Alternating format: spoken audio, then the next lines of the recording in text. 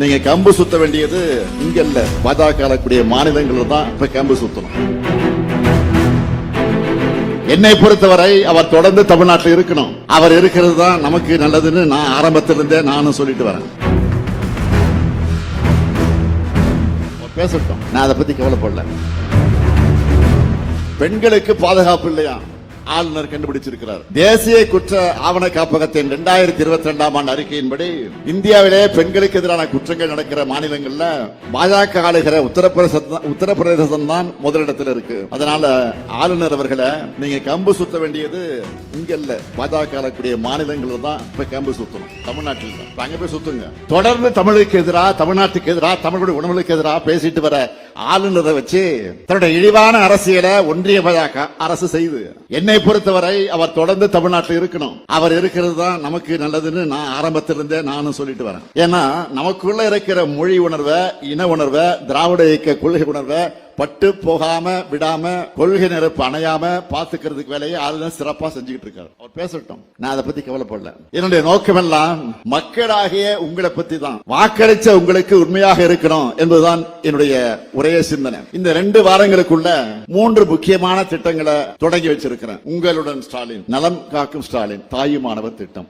இந்த திட்டங்களை பத்தி நான் அதிகம் விவரிக்க தேவையில்லை. ஏனென்றால் பயன்பெற்று வரக்கூடிய நீங்களே அந்த திட்டங்களுக்கு தூதுவராக மாறிட்டீங்க. இப்போ அரசு துறை சேவைகள்ல பொதுமக்களுடைய அனைத்து கோரிக்கைகளையும் உடனுக்குடன் நிறைவேற்றி வருது உங்களுடன் ஸ்டாலின். இதுவரை 3561 முகாம்கள் நம்ம அரசு மேல, அரசு மீது நம்பிக்கை வச்சிருக்கக்கூடிய அந்த முழு நம்பிக்கையோடு 3,41,395 பேர் தங்களுடைய கோரிக்கைகளை மனுக்களாக கொடுத்திருக்கிறாங்க. நலம் காக்கும் ஸ்டாலின் திட்டத்தில் 74 முகாம்கள் மூலமா இதுவரை 92,841 பேர் பயனடைஞ்சிருக்கிறாங்க. தாயுமானவர் திட்டத்தில் முதியோர்கள், மாற்றுத்திறனாளிகளின் குடும்பங்களை கண்டறிந்து அவங்க வீடுகளுக்கே நேரடியாக ரேஷன் பொருட்கள் தரப்படுது. இப்படி 21 லட்சம் குடும்பங்களுக்கு அரசு அத்தியாவசிய பொருட்களை கொண்டு போய் கொடுக்குது. வயசானவங்க ரேஷன் கிடைக்க வர தேவையில்லை, வரிசையில் நிற்க தேவையில்லை, பொருட்களை வீடு வரை கஷ்டப்பட்டு தூக்கிக்கிட்டு போக தேவையில்லை. இது எல்லாத்தையும் அரசு செஞ்சு தருது. இதன் மூலமா அரசுக்கு கூடுதல் செலவாகும் என்றாலும் அதை பற்றி நாங்க கவலைப்படல.